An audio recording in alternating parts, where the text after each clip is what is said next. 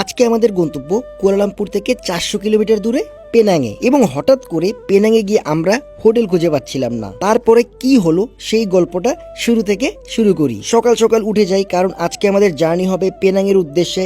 কেল থেকে পেনাং প্রায় 400 কিলোমিটার দূরে, তাই আমরা বাসা থেকে ইউটিউব ব্লগ স্টার্ট করে দেই। বাড়ি থেকে বের হয়ে যাই ব্যাগপত্র গুছিয়ে নিয়ে, তারপর ড্রাইভ করতে করতে চলে যাই হান্তুয়াতে তানভীর ভাইকে রিসিভ করতে। তানভীর ভাইকে রিসিভ করে আমরা জার্নি স্টার্ট করে দিই। শুরুতে তানভীর সাহেব ড্রাইভ করছিলেন, তারপর উনি হাইওয়েতে উঠে বললেন আমাকে গাড়ি চালাতে। দেন আমি গাড়ি চালানো শুরু করি। মালয়েশিয়ার হাইওয়েগুলো সত্যি অসাধারণ, এদের রুলসও খুব ভালো। এখানে রাইট লেন হলো ফার্স্ট লেন, যারা রাইট লেনে থাকবে তাদের স্পিডে থাকতে হবেই। তাই আমার স্পিড ছিল 200, আর আমার সামনে যারা ছিল ওরা কি স্পিডে চলছিল ভাবলেও অবাক লাগে। এইভাবে ড্রাইভ করতে করতে 200 কিলোমিটার কখন যে পার হয়ে গেল বুঝতেই পারলাম না। দেন আমরা একটা হাইওয়ে হোটেলে ব্রেক দেই। ওখানে তানভীর সাহেব একটু হালকা হতে যান, এসে দেখেন আমি প্যাসেঞ্জার সিটে বসে আছি, কারণ আমি আর গাড়ি চালাবো না, এখন উনার চালাতে হবে। আর উনি হালকা হতে গিয়েই আমাদের জন্য নিয়ে আসেন বার্গার। ওটা খেয়েই আবার জার্নি স্টার্ট করি। দেখতে দেখতে আমরা পেনাঙে পৌঁছে যাই। পেনাং ঢুকতে যে ব্রিজটা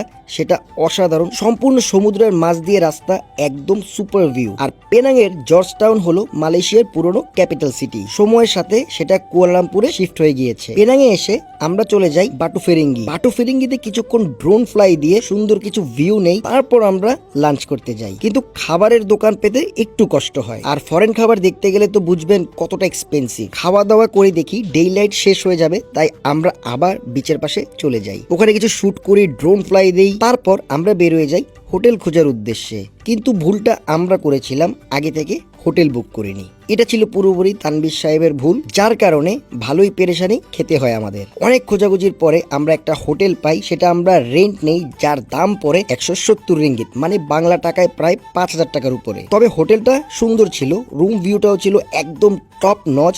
বাই দ্য ওয়ে গাইস, পুরো ব্লগটা কিন্তু আমার ইউটিউব চ্যানেলে আসতেছে, বি রেডি ফর দ্যাট। ইনশাল্লাহ দেখা হবে ইউটিউবের ব্লগে। এইভাবে আমরা শেষ করি আজকের সারাদিনের এই জার্নি। তো that's it guys, thank you so much guys for watching this video. If you like this video, don't forget to share, have fun, peace, আল্লাহ হাফেজ।